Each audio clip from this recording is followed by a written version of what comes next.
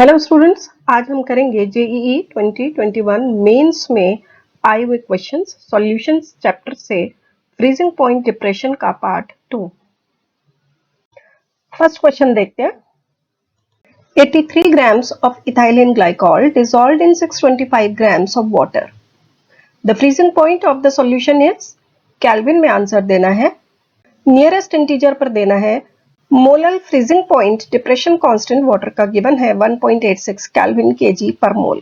Freezing point of water 273 kelvin given है और KF given है 1.86 केजी पर मोल। अब 83 ग्राम्स इथाइलिन ग्लाइकॉल डिसॉल्व किया गया है 625 ग्राम्स वाटर में। इस सॉल्यूशन का फ्रीजिंग पॉइंट बताना है आपको। डेल्टा टीएफ होता है आई इंटू के एफ इंटू मोलैलिटी। अब इथाइलिन ग्लाइकॉल क्योंकि एसोसिएट या डिसोसिएट नहीं होगा सॉल्यूशन में, इसलिए आई की वैल्यू 1 हो जाएगी। मोलैलिटी होगी number of moles of solute divided by mass of solvent in KG. यहां पर सॉल्वेंट है 625 ग्राम्स वाटर और सॉल्यूट है 83 grams of ethylene glycol. Ethylene glycol का मोलर मास होता है 62, इसलिए मोलैलिटी की वैल्यू हो जाएगी moles of ethylene glycol divided by solvent in KG. Moles of ethylene glycol हो जाएंगे 83 डिवाइडेड बाय 62 और सॉल्वेंट हो जाएगा 0.625 केजी। अब डेल्टा टीएफ यानी डिप्रेशन इन फ्रीजिंग पॉइंट होता है प्योर सॉल्वेंट का फ्रीजिंग पॉइंट माइनस सॉल्यूशन का फ्रीजिंग पॉइंट, और वो है आई के एफ इंटू मोलैलिटी। टीएफ की वैल्यू क्योंकि 273 केल्विन है तो टीएफ डैश मींस सॉल्यूशन का फ्रीजिंग पॉइंट हो जाएगा 273 minus KF into molality. KF की वैल्यू पुट कर दें 1.86, मोलैलिटी की भी वैल्यू पुट कर दें, आपको मिल जाएगा 273 minus 4 that will be equal to 269 kelvin. Next question देखते हैं। C6H6, that is benzene, freezes at 5.5 degrees Celsius. The temperature at which a solution of 10 grams of C4H10 in 200 grams of benzene freezes is degree Celsius में answer देना है। The molar freezing point depression constant of benzene given है 5.12 degrees Celsius per molality. Delta TF equal to IKF molality.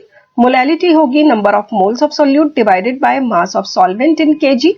Solvent यहाँ है 200 grams of benzene और solute है 10 grams of C4H10 that is butane. अब क्योंकि butane का molar mass होता है 58 तो मोलैलिटी हो जाएगी 10/58 डिवाइडेड बाय 0.200। 10/58 मोल्स हैं ब्यूटेन के और 0.200 केजी सॉल्वेंट का मास केजी में। डेल्टा टीएफ होता है आई इंटू के एफ इंटू मोलैलिटी, तो यहां पर आई की वैल्यू 1 होगी क्योंकि ब्यूटेन एसोसिएट या डिसोसिएट नहीं होता है। डेल्टा टीएफ की वैल्यू आ जाएगी 4.4 और डेल्टा टीएफ होता है freezing point of solvent minus freezing point of solution. Freezing point of solvent given है 5.5 डिग्री सेल्सियस, तो डेल्टा टीएफ की वैल्यू रखें, you will get the freezing point of solution that is 1.1 degree Celsius. Next question देखते हैं।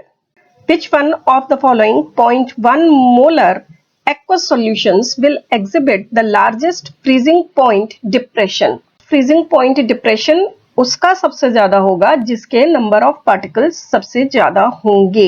Hydrazine, glucose, glycine, KHSO4। अब freezing point depression क्योंकि I into के F into molality होता है और यहाँ पर मोलैलिटी और KF सबके लिए सेम रहेगा, सिर्फ I डिफरेंट होगा। I उसका सबसे ज्यादा होगा जिसके नंबर ऑफ पार्टिकल सबसे ज्यादा होंगे।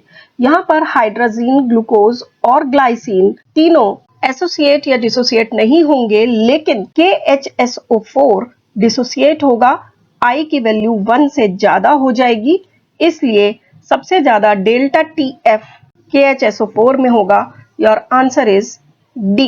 नेक्स्ट क्वेश्चन देखते हैं। Which one of the following 0.06 molar aqueous solution has lowest freezing point? यहाँ पर 4 aqueous सॉल्यूशंस दिए हुए हैं, चारों की मोलैरिटी सेम होगी, उनमें से किसका लोएस्ट फ्रीजिंग पॉइंट होगा। ध्यान रखें पिछले क्वेश्चन जैसा ही है, लेकिन फिर भी कंफ्यूजन हो सकता है किसी को। पिछले क्वेश्चन में पूछा गया था डेल्टा टीएफ किसका सबसे ज्यादा होगा, तो नंबर ऑफ पार्टिकल्स जिसके सबसे ज्यादा होंगे उसका डेल्टा टीएफ सबसे ज्यादा होगा, means depression in freezing point उसका सबसे ज्यादा होगा। तो जिसका डिप्रेशन इन फ्रीजिंग पॉइंट सबसे ज्यादा होगा उसका फ्रीजिंग पॉइंट सबसे कम होगा, ये बात ध्यान रखें। तो फ्रीजिंग पॉइंट उसी का सबसे कम होगा जिसके सबसे ज्यादा पार्टिकल्स होंगे। तो ये बात आप ध्यान रखें कि जिसके सबसे ज्यादा पार्टिकल्स होंगे उसका डिप्रेशन इन फ्रीजिंग पॉइंट सबसे ज्यादा होगा और फ्रीजिंग पॉइंट सबसे कम होगा। तो यहाँ पर अगर हम चारों ऑप्शंस देखते हैं तो एल्यूमिनियम सल्फेट में एक पार्टिकल 5 पार्टिकल्स में टूटेगा। C6H12O6 ग्लूकोज, ये ना तो डिसोसिएट होगा ना एसोसिएट होगा। Ki 2 पार्टिकल्स में डिसोसिएट होगा और K2SO4 3 पार्टिकल्स में डिसोसिएट होगा। तो नंबर ऑफ पार्टिकल्स सबसे ज्यादा एल्यूमिनियम सल्फेट में है, hence your answer is A. अगर आपको ठीक से समझ आया है तो प्लीज लाइक करें, शेयर करें, चैनल पर नए हैं तो सब्सक्राइब करें। देखते रहें Namita chemistry classes. Bye bye.